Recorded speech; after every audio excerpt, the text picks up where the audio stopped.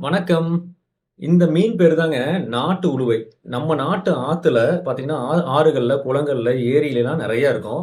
அ ரொம்ப ஆனா காமனா விக்கக்கூடிய மீன் கிடையாது. ஆனா இது சாப்பிட்டா ரொம்ப நல்லதுங்க உடம்புக்கு.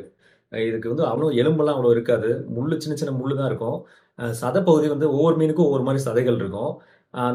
அந்த சதைகள் பார்த்தீங்கன்னா, நல்லா சாஃப்ட்டா இருக்கும். குழந்தைங்கள்லேருந்து பெரியவங்க வரைக்கும் எல்லாரும் சாப்பிடலாம். அதே மாரி இந்த மீன் பார்த்தீங்கன்னா, கோபிடே ஃபேமிலியோட சேர்ந்ததுங்க. இந்த மீன் வந்து ரொம்ப சாதுவான நீஞ்சிட்டுலாம் போகாது. ஓடுற தண்ணீல இருக்கும், தேங்குற தண்ணீல இருக்கும். அமைதியா அப்படியே படுத்திருக்கும். ஏதாவது மீன் பக்கத்துல வந்ததுன்னா டப்புனு புடிச்சு சாப்பிட்டுருங்க. ரொம்ப பிரெடேட்டரி அதாவது மாமிசம் சாப்பிடுற மீன். இந்த மீனுக்கு பொதுவா காமனா பேர் பார்த்தீங்கன்னா, பேரு மங்கி ஹெட் கோபின்னு பேரு வச்சிருக்காங்க. அதாவது பார்க்கறதுக்கு ஒரு குரங்குடைய மூஞ்சி மாரியே இருக்கும் பார்க்கறதுக்கு. குரங்கு மூஞ்சி எப்படி இருக்குமோ அது மாரி தெரியுது. வாய் பெரிய வாயா இருக்கும். உள்ள பல்லு இருக்கும் அதுக்கு. பல்லு இருக்கு. வாய் பெரிய வாயா இருக்கனால பெரிய மீன்கள விட இது ஈஸியா முழுங்கிருங்க. அது வாய்க்கு போற மாரி எவ்வளோ பெரிய மீன் கிடைக்குதோ அத டக்குனு முழுங்கிரும். அந்த அளவுக்கு ரொம்ப என்ன சொல்ல வாய் பெருசா இருக்கும். இது பாருங்க இது வந்து மேல இருக்க டார்சல் ஃபின். இதெல்லாம் டார்சல் ஃபின் எப்படி இருக்கு பாருங்க.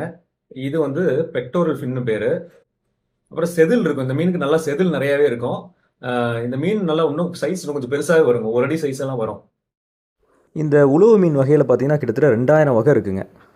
அதில பல வகையானது பார்த்தீங்கன்னா, கடல் நீர்ல வாழக்கூடியது.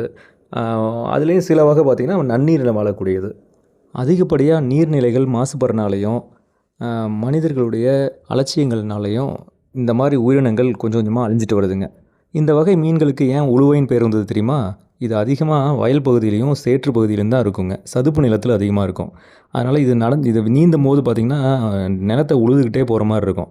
அதனால உளுவைன்னு பேர் வந்திருக்கு.